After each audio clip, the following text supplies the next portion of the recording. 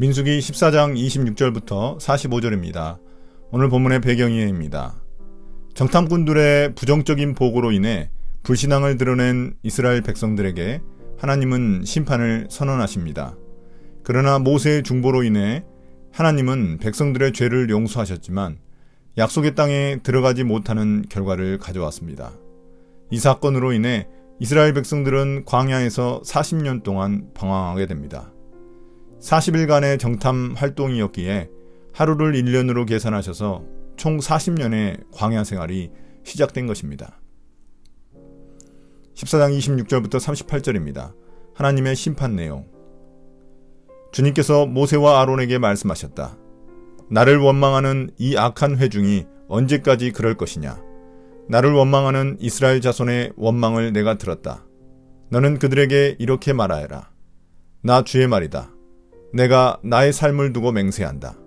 너희가 나의 귀에 들리도록 말한 그대로 내가 반드시 너희에게 하겠다.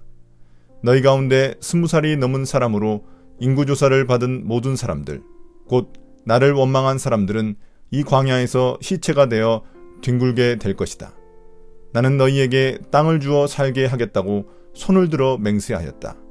그러나 이제 너희는 그 땅으로 들어가지 못할 것이다. 다만 여분네의 아들 갈렙과 눈의 아들 여호수아만이 들어갈 것이다.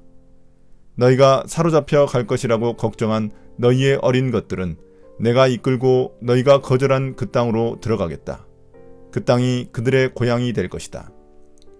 그러나 너희는 이 광야에서 시체가 되어 뒹굴 것이다. 너희 자식들은 40년 동안 광야에서 양을 치면서 너희의 시체가 썩어 없어질 때까지 너희가 저지른 죄를 대신 짊어질 것이다. 너희가 그 땅을 40일 동안 탐지하였으니 그날 수대로 하루를 1년으로 쳐서 너희는 40년 동안 너희의 죄의 짐을 져야 한다. 그제서야 너희는 내가 너희를 싫어하면 너희가 어떻게 되는지를 알게 될 것이다. 나 주가 말한다. 한데 올려 나를 거역한 이 악한 온 회중에게 내가 말한 대로 반드시 하고야 말겠다. 그들은 이 광야에서 종말을 맞이할 것이다.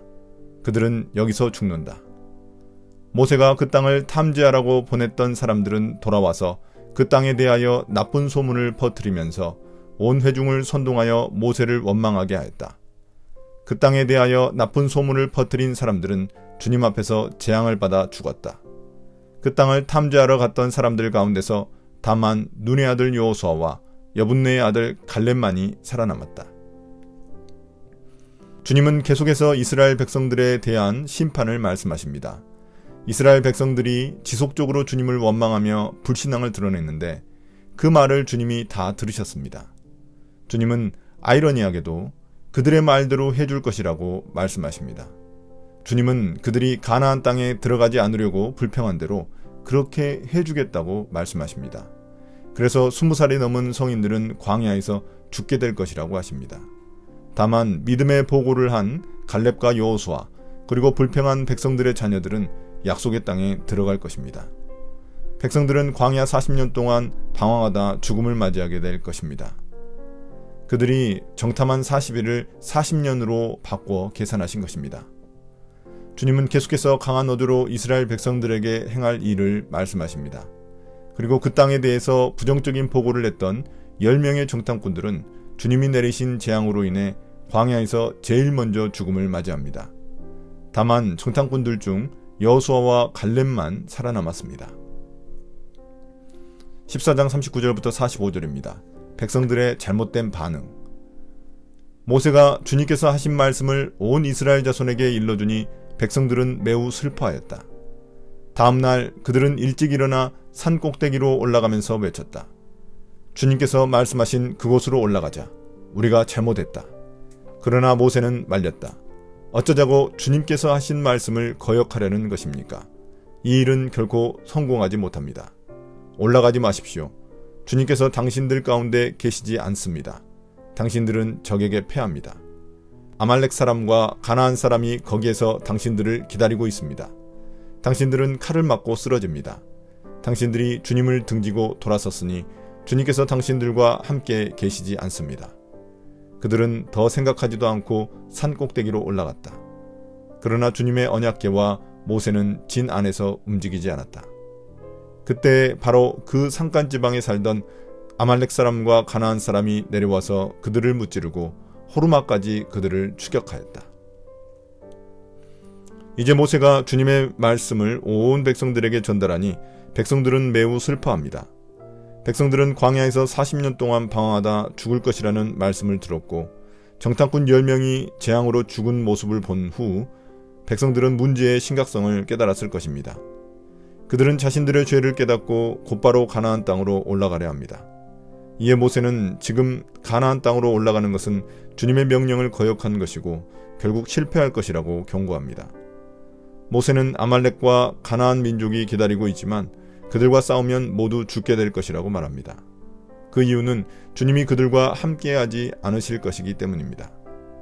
이런 모세의 만류에도 불구하고 그들은 싸우러 올라갑니다. 그들은 지금이라도 싸우러 올라가면 주님이 함께하실 것이라고 여긴 것입니다. 그러나 이것은 또다시 주님께 불순종한 것일 뿐입니다.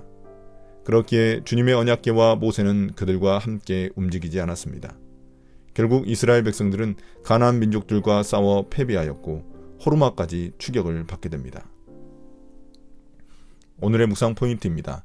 첫 번째, 하나님은 어떤 분입니까? 하나님은 이스라엘 백성들의 죄를 용서하셨지만 그들이 지은 죄에 대해 책임을 지게 하십니다. 그들이 불평할 때 가나안 땅에 들어가느니 차라리 광야에서 죽는 게 더 낫겠다고 말한 대로 이루어지게 하십니다. 이처럼 지속적인 불신앙의 죄는 큰 결과를 초래하게 됩니다. 내가 지속적으로 짓고 있는 죄가 있지 않은지 점검해 봅시다.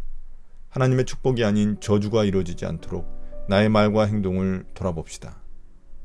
두 번째, 나에게 주시는 교훈은 무엇입니까?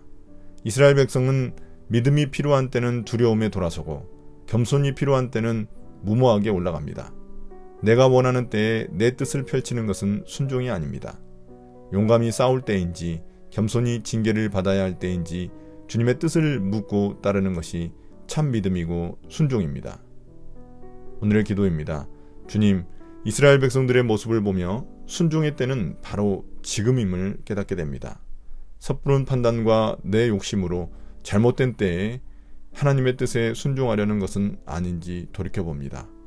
예수님 이름으로 기도드립니다. 아멘.